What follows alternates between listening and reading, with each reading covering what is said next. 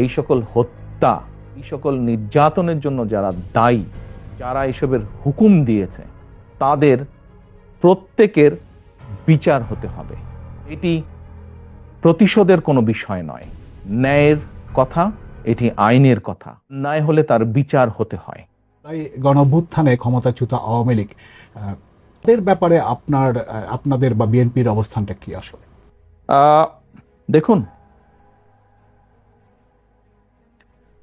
আমি 17 বছর যাবৎ প্রবাস জীবনে আছি।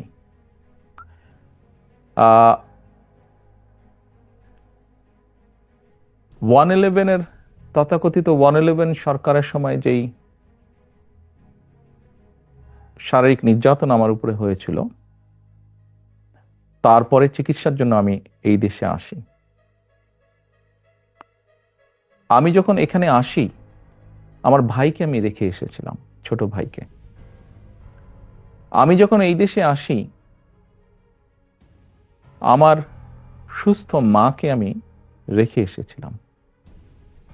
একটি ঘর রেখে এসেছিলাম, যেই ঘরে আমি এবং আমার ছোট ভাই বড় হয়েছি, যেই ঘরে আমার বাবার স্মৃতি ছিল,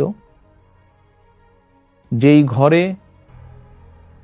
আমাদের দুই ভাইয়ের সন্তানরা জন্মগ্রহণ করেছিল, যেই ঘরে আমার মায়ের বহু স্মৃতি ছিল, সেই স্মৃতিগুলোকে ভেঙে চুরে ধুলায় মিশিয়ে দেওয়া হয়েছে। যে ভাইকে আমি রেখে এসেছিলাম, সেই ভাই এখন আর নেই। যেই সুস্থ মাকে রেখে এসেছিলাম, সেই সুস্থ মা এখন সুস্থ নেই।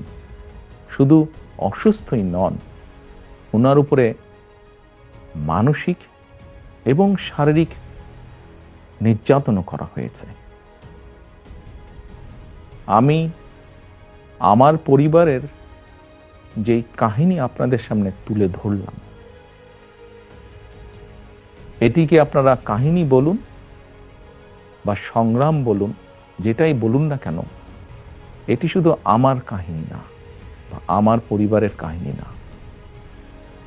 এরকম কাহিনী বাংলাদেশের শত না, হাজার হাজার পরিবারের, বা যেই পরিবারের বাবা, যেই পরিবারের ভাই, যে পরিবারের স্বামী, তার ঘরবাড়ি ধ্বংস করে দেওয়া হয়েছে, হ্যান্ডকাফ পরা অবস্থায় হাসপাতালের বারান্দায় মারা গিয়েছে, তা না হলে হ্যান্ডকাফ পরা অবস্থায় জেলের ভিতরে মারা গিয়েছে,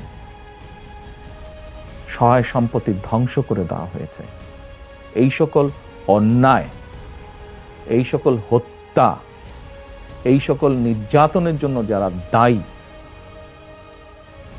যারা এসবের হুকুম দিয়েছে, তাদের প্রত্যেকের বিচার হতে হবে। এটি প্রতিশোধের কোনো বিষয় নয়, এটি ন্যায়ের কথা, এটি আইনের কথা। অন্যায় হলে তার বিচার হতে হয়। কার সম্পর্কে কি মনোভাব, সেটি গুরুত্বপূর্ণ নয়।